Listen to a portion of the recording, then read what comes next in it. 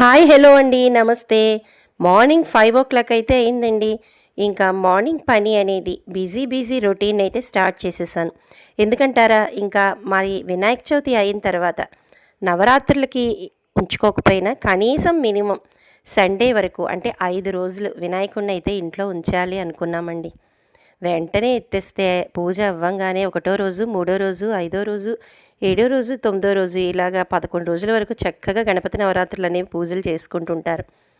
మరి ఇండ్లల్లో బయట చవితి పందిళ్ళవి వేసి చేసుకునే వాళ్ళకైతే ఒక 11 రోజులైతే చేసుకుంటారు. కానీ మరి మనం ఇండ్లల్లో కొద్దిగా శుభ్రంగా మాత్రం చేసుకోవాలి కదండి. అందుకే గణపతి నవరాత్రులు అన్నీ ఉంచాలని అనిపిస్తుంది. కానీ మరి స్వామివారిని ఒక 5 రోజుల పాటు ఇంట్లో ఉండి పొద్దున్న సాయంకాలం పూజలు చేసుకుని ఆ స్వామివారికి అష్టోత్తరాలు చదువుకుంటూ చక్కగా పూలమాలలతో అన్నిట్లోనూ మనం పూజ అనేది చేసుకుని పత్రితో స్వామివారికి అష్టోత్తరాన్ని చేసుకుని ప్రసాదాలు అనేవి నైవేద్యం మరి 2 పూటలా కూడా పెట్టాలి.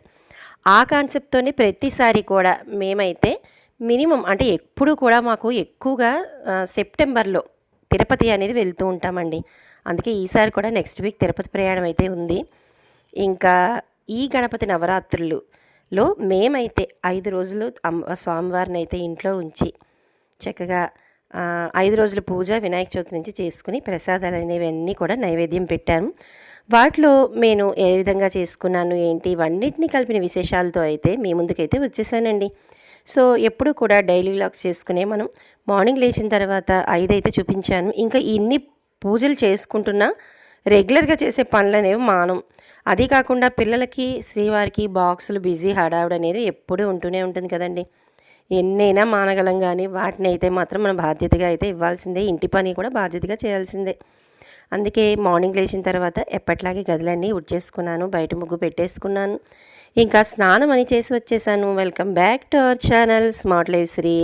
అందరూ ఎలా ఉన్నారు, ఏం చేస్తున్నారు? భగవంతుని దయ వల్ల అందరం కూడా బాగుండాలని మనస్ఫూర్తిగా కోరుకుంటూ ఇంకా బాక్సులు బిజీ ఉంది కదండి. పదండి అయితే మరి ఈరోజు బాక్స్లోకి అయితే క్యాబేజీ కూర అనేది చేస్తున్నానండి. సాధారణంగా క్యాబేజీ కూర అంటే ఎవ్వరికి కూడా ఇష్టం ఉండదు, ముఖ్యంగా దాని వాసన కదండి. అందుకనే క్యాబేజీ కూరను ఇట్లా టెంప్టింగ్గా ఉండేటట్టుగా రుచిగా చక్కగా చేసుకుంటే పిల్లల నుంచి పెద్దవాళ్ళ వరకు అందరూ కూడా ఇది రోటీలోకి, చపాతీలోకి, అన్నంలోకి ముఖ్యంగా అయితే చాలా బాగుంటుంది. సో బాక్సుల్లోకి కూడా పాడవకుండా ఉంటుందండి.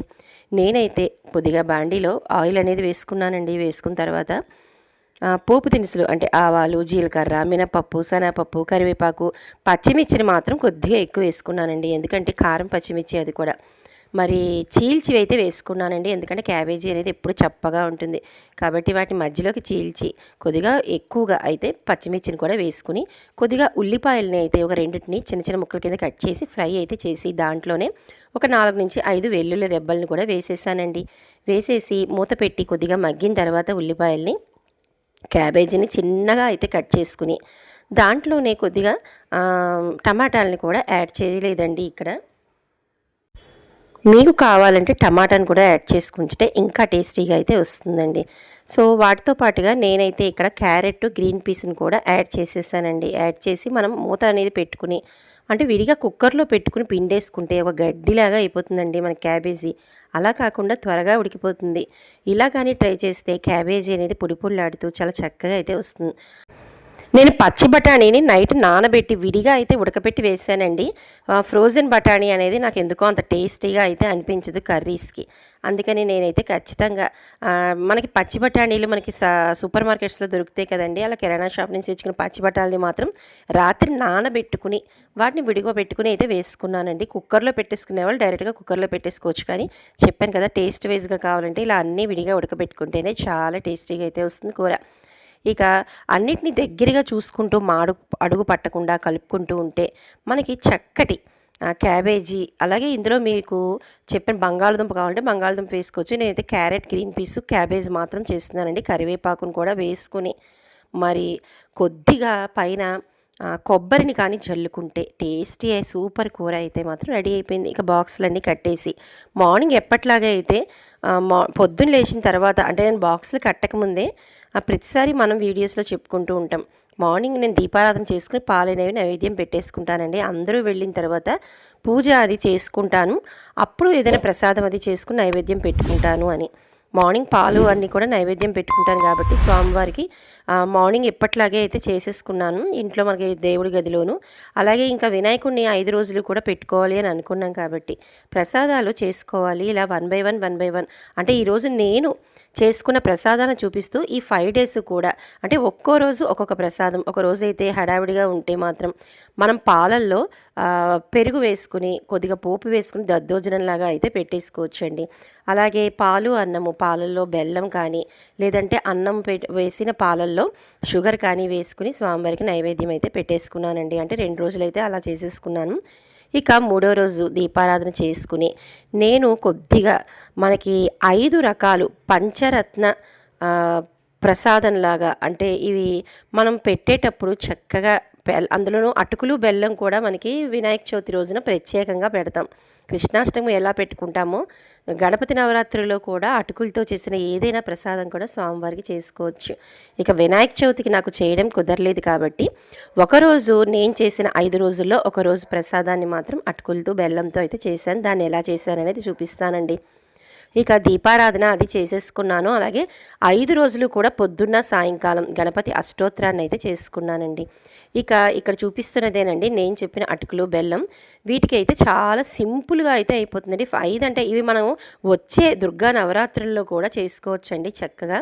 అటుకుల్ని కొద్దిగా ప్యాన్లో నెయ్యి వేసుకుని కొద్దిగా దోరగా మరీ ఎక్కువగా వేయించుకున్నామంటే బాగా క్రిస్పీగా కరకరలాడిపోతాయండి. అందుకని కొద్దిగా వేయించి తీసేసి ఒక బౌల్లోకి వేసుకున్న తర్వాత అదే నేతి ప్యాన్లో ఉంటే నెయ్యి అలాగా అందులోనే వేయించుకోవచ్చు. లేదంటే ఇంకొక హాఫ్ స్పూన్ నెయ్యి అనేది వేసుకుని కొద్దిగా నూపప్పు, మనకి తెల్ల నూపప్పు అండి, ఫ్రెష్గా తెల్లగా వస్తుంది చక్కగా ఆ నూపప్పు. దీంట్లో చక్కటి కాల్షియం అయితే ఉంటుందండి, పిల్లలకి హ్యాపీగా అయితే పెట్టేయచ్చు.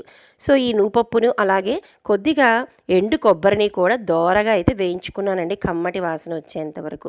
ఇట్లా ఈ రెండింటిని ఫ్రై చేసిన తర్వాత బెల్లాన్ని మనం చూసుకుని టేస్ట్కి తగ్గట్టుగా అంటే మనకి ఎంత అటుకులు తీసుకున్నామో అంత బెల్లాన్ని అయితే తీసుకుని నేను బెల్లంలో వాటర్ అనేది కొద్దిగా యాడ్ చేశానండి. ఎక్కువగా మాత్రం వేసామంటే బాగా పలచబడిపోతుంది కాబట్టి కొద్దిగా వాటర్ని యాడ్ చేసుకుని బాగా బబుల్స్ మనకి నురగలా వస్తుంది కదండి ఆ బెల్లము.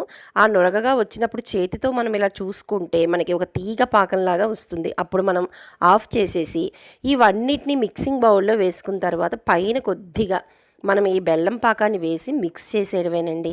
ఇవన్నిటిని కలిపేసి అందులోనే నేను జీడిపప్పు, కిస్మిస్, కొద్దిగా యాలకుల పౌడర్ని కూడా వేసానండి. అన్నిటినీ మిక్స్ చేసి చక్కగా స్వామివారికి ఒకరోజు నైవేద్యం కింద అయితే పెట్టేసుకున్నానండి.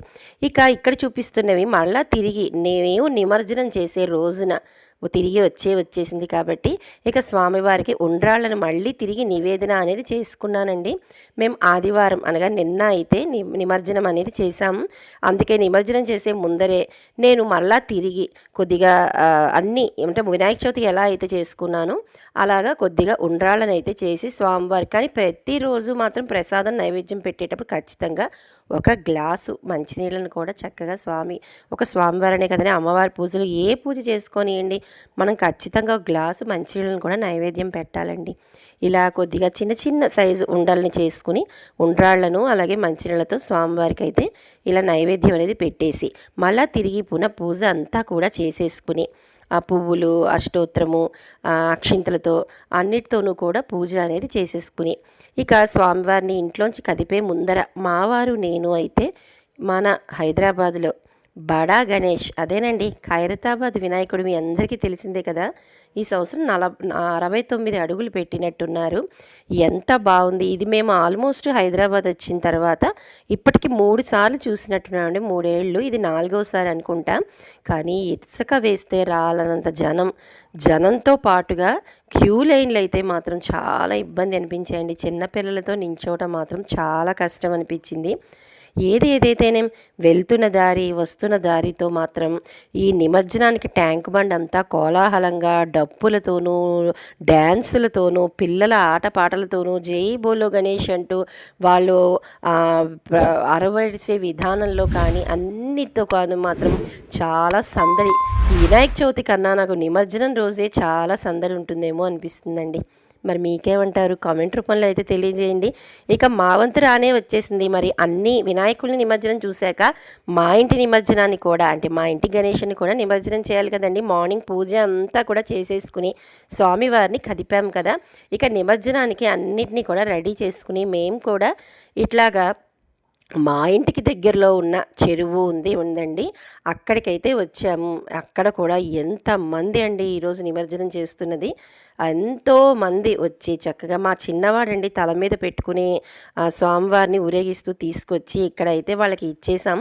ఇదివరకు అయితే మా చేతులతో అయితే కలుపుకోవడానికి ఒప్పుకునేవారండి. కానీ మరి తర్వాత కోవిడ్ ఆంక్షల వల్ల ఈ మధ్య కాలంలోనో మరి ఏమో కారణాలు మనకు తెలియదు, కానీ ఇట్లా అయితే చుట్టూ కంచె వేసేసి మన దగ్గర డబ్బులు తీసుకుని వాళ్ళైతే మాత్రం వాటర్లో అయితే ఇలా కలిపేస్తున్నారండి. మొత్తానికి ఈ చెరువు నిండా చూస్తున్నారు కదా. నాకు ఎందుకో ఈ వాటర్ అనేది అయితే మాత్రం అసలు నచ్చదండి. ఇలాంటి వాటర్లో చేయడం అస్సలు ఇష్టం ఉండదు. దీనికన్నా మన ఇంటి దగ్గర మన మంచినీళ్ళల్లో చక్కగా స్వామివారిని కలుపుకోవడం అంటే నాకు ఇష్టం. కానీ కొద్దిగా పెద్ద విగ్రహం వల్ల కరగడం లేట్ అవుతుంది. దానితోడు ఏదైనా మనం వినాయక చవితి మన అపార్ట్మెంట్లో ఏదైనా పెట్టుకుంటే దాంతో పాటుగా పంపించేయచ్చు. లేదు మేము ఏంటంటే ఎప్పుడు కూడా మా ఇంటి వినాయకుడిని మా స్వహస్తాలతో ఇవ్వాలి, ఎక్కడెక్కడెక్కడో పెట్టేసేసే కన్నా ఇట్లా వచ్చి ఇచ్చి మన కళ్ళతో మనకి వాటర్లో కలుపుతుంటే అదొక తృప్తి అండి. అందుకే ఇలా వచ్చి ఇలా మాకు దగ్గరగా ఉన్నది అంటే మరీ దగ్గరని కాకపోయినా ఉన్నంతలో దగ్గరగా ఈ చెరువు తప్ప వేరే ఆప్షన్ లేదండి. తప్పదు కదా. మరి అలాగే వినాయకుడిని నిమజ్జనం చేసి వచ్చేసాం. సో మీ అందరికీ ఈ వీడియోలో ఏదో పాయింట్ నచ్చే ఉంటుంది అనుకుంటున్నానండి. నచ్చితే మాత్రం కొత్త వాళ్ళైతే సబ్స్క్రైబ్ చేసుకుని పక్కనే ఉన్న బెల్ ఐకాన్ క్లిక్ చేసేయండి. అలాగే అందరూ కూడా లైక్ చేయాలని కోరుకుంటూ బాయ్.